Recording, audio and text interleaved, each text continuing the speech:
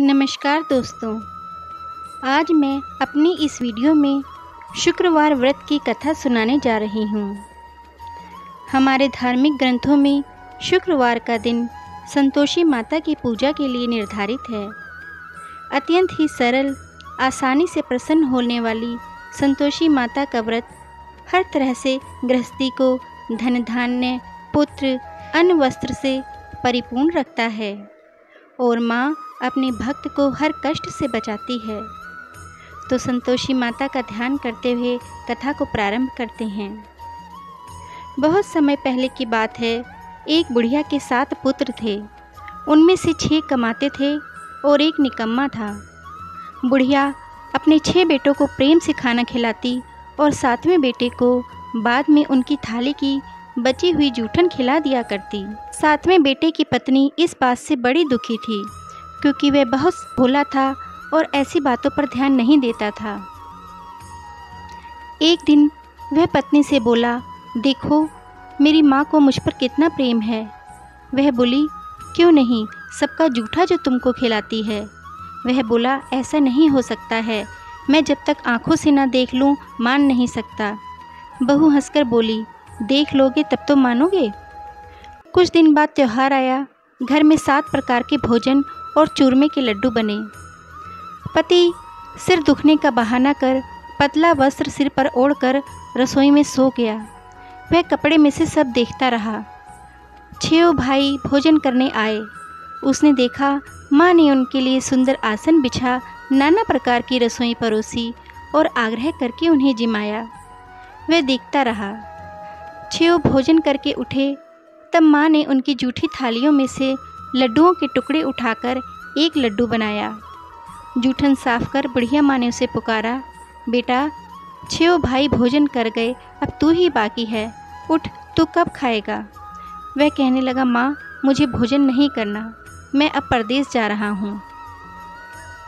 जब वह परदेश जाने लगा तो पत्नी ने उसकी निशानी मांगी। पत्नी को अंगूठी देकर वह चल पड़ा। दूसरे राज्य पहुँचते ही उसे एक सेठ की दुकान पर काम मिल गया और जल्दी ही उसने अपनी मेहनत से अपनी जगह बना ली।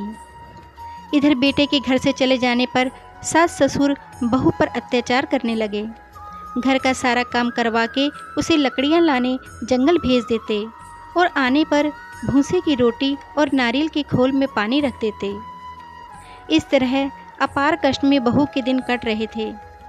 एक दिन लकड़ियां लाते समय रास्ते में उसने कुछ महिलाओं को संतोषी माता की पूजा करते देखा और पूजा विधि पूछी।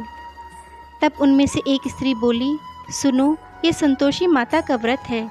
इसके करने से निर्धनता, दरिद्रता का नाश होता है और जो कुछ मन में कामना हो सब संतोषी माता की कृपा से पूरी होती है।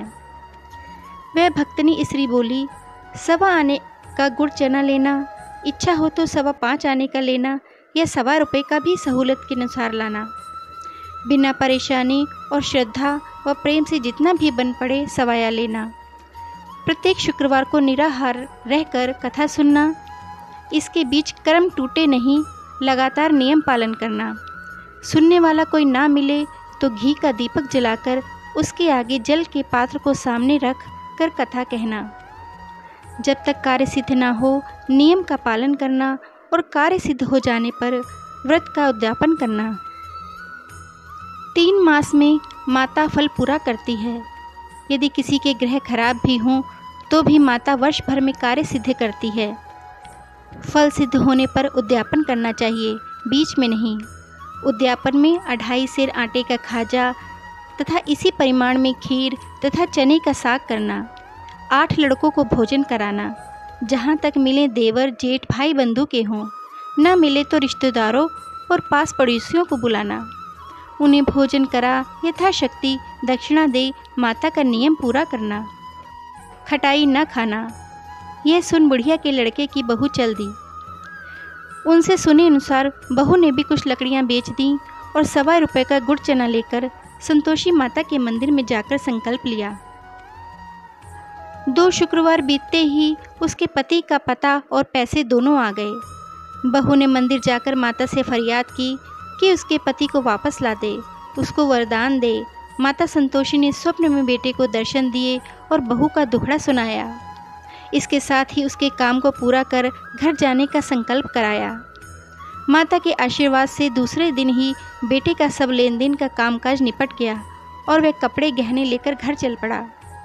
वहाँ बहू रोज़ लकड़ियाँ बीनकर माता जी के मंदिर में दर्शन कर अपने सुख दुख कहा करती थी। एक दिन माता ने उसे ज्ञान दिया कि आज तेरा पति लौटने वाला है, तू नदी किनारे थोड़ी लकड़ियाँ रख दे और देर से घर जाकर आंगन से ही आवाज़ लगाना कि सासू माँ लकड़ियाँ ले लो और भूसे की रोटी दे दो, नारियल के खोल में पानी दे दो। बहू ने ऐसा ही किया। जब पति वापस आया तो उसने नदी किनारे लकड़ियाँ रखी देखी। बेटे को भूख लगी और वह रोटी बना खाकर फिर घर चला। घर पर माँ द्वारा भोजन का पूछने पर उसने मना कर दिया और अपनी पत्नी के बारे में पूछा। तभी बहू आकर आवाज़ लगाकर भूसे की रोटी और नारियल के खोल में पानी मांगने लगी। बेटे के सामने सास झूठ बोलने लगी कि रोज़ 4 बार खाती है, आज तुझे देखकर नाटक कर रही है। यह सारा दृश्य देख बेटा अपनी पत्नी को लेकर दूसरे घर में ठाठ से रहने लगा। शुक्रवार आने पर पत्नी ने उद्यापन की इच्छा जताई और पति की आज्ञा पाकर अपने जेठ के लड़कों को निमंत्रण दे आई। जेठानी को पता था कि शुक्रवार के व्रत में खट्टा खाने की मनाही है। उसने अपने बच्चों को सिखाकर भेजा कि खटाई जरूर मांगना।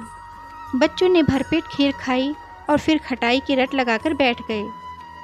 ना देने पर चाची से रुपए मांगे और इमली खरीदकर खा ली। इससे संतोषी माता नाराज हो गईं और बहू के पति को राजा के सैनिक पकड़कर ले गए। बहू ने मंदिर जाकर माफ़ी मांगी और वापस उद्यापन का संकल्प लिया। इसके साथ ही उसका पति राजा के यहाँ से छूटकर घर आ गया। अगले शुक्रवार को बहू ने ब्राह्मण के बच्चों को भोजन करने बुलाया और दक्षिणा में पैसे ना देकर एक एक फल दिया।